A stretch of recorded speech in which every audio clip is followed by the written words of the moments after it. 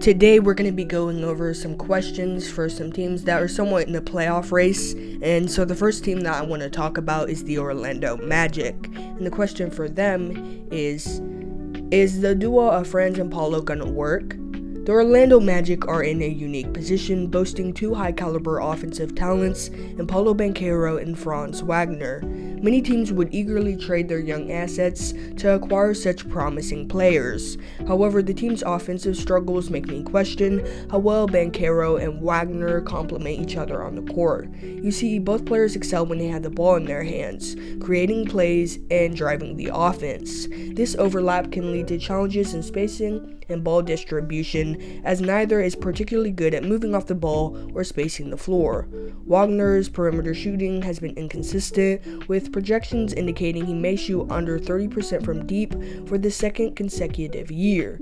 This lack of outside shooting allows defenses to collapse into the paint, making it harder for both players to operate effectively. The Magic's offensive woes aren't solely due to the Banchero-Wagner dynamic, though. The whole roster, just look at the roster as a whole overall. I mean, they lack sufficient floor spacers, and that's just going to make the scoring difficult for them. Despite these challenges, Orlando's defense remains one of the league's best. If the offense could reach even an average level of efficiency, the Magic could position themselves as legitimate contenders. However, injuries have also played a role in disrupting the duo's chemistry. Both Banchero and Wagner have suffered torn right oblique muscles during the season, forcing them to miss some time. These setbacks have hindered the team's ability to develop a consistent offensive rhythm and fully explore the potential of their star pairing. The biggest thing the Magic need to do is get some shooters. That's the biggest issue on their mind. If, after making these roster enhancements, the offense continues to underperform, it might be necessary to reevaluate the duo of Banchero and Wagner and see if they can actually coexist as the team's foundational pieces. To be clear, I don't think they're at the point yet where they need to break things up. They're nowhere near that. The best thing they could do is just find some more offensive firepower, and that would solve the problem. Because their lack of offense has actually hurt them this season. To be fair, nobody expected the Magic to perform the way they did at the beginning of the season, because they were actually good. They far exceeded a lot of expectations, and at one point they were the top seed, even in front of the Pacers. Now they've fallen all the way down to the 8th seed, and outside of injuries, one of the reasons is a lack of offense. Teams like the Pacers surpass them because they're good offensively, so that's what the Magic need to improve on going forward. So the next question is for the Pacers, and it asks, what are the Pacers missing for another deep playoff run? So the Pacers actually have the complete opposite problem of the Magic. They're good offensively, but have room to grow defensively. To be honest, they're in an interesting spot this season. They've got a strong offense, especially when Tyrese Haliburton is playing aggressively. Since the All-Star break, he's been averaging 23 points per game, which is impressive. But while scoring hasn't been an issue, defense has been a challenge. The Pacers rank in the bottom third of the league defensively, and that's something that they need to address if they want to make a deep run in the playoffs. This is how the saying goes, defense wins championships. And while offense is a really important aspect as well, and a team can get away with having offense as their strength, having a lackluster defense on the other hand isn't going to cut it. To be clear, they've tried. Coach Rick Carlisle has experimented with different strategies, like using zone defense and having Andrew Nembhard press opposing ball handlers full court.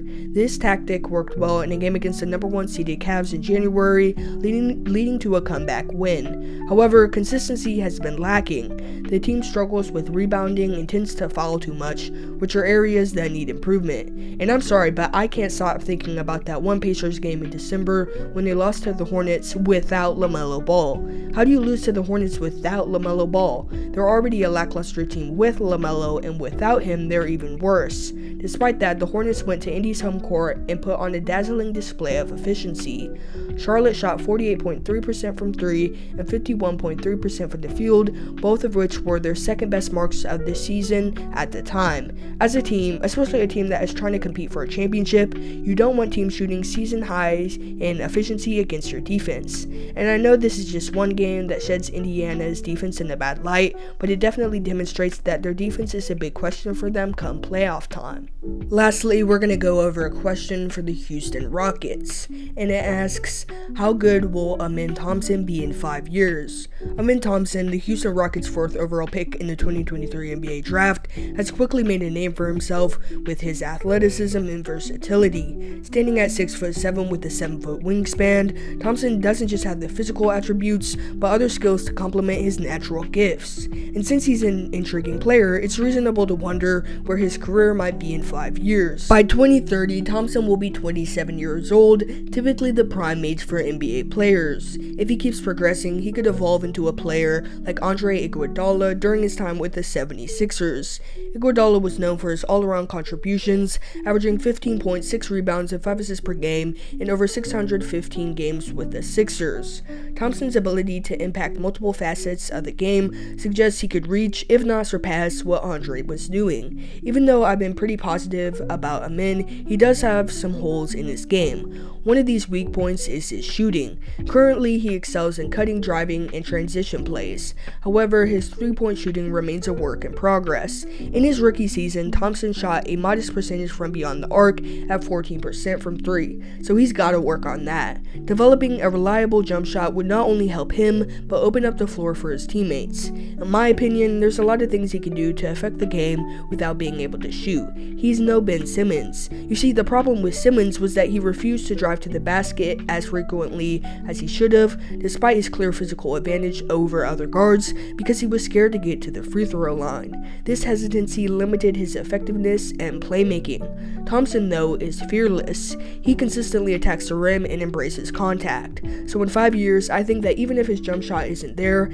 as long as he's aggressive, he can still make a difference. So that solves that part of the equation. But in order for Thompson to be able to meet expectations in 5 years, the team dynamics in Houston have to be on point. Because I've been hearing some concerns about the floor spacing, especially when pairing him with teams like Alperen Sengun, who also aren't known for perimeter shooting. However, by surrounding them with reliable shooters and possibly staggering their minutes, the Rockets can help fix some of these issues. Learning from teams like the Sacramento Kings, who face spacing challenges with De'Aaron Fox and Domantas Sabonis, Houston can come up with ways to optimize their on-court chemistry.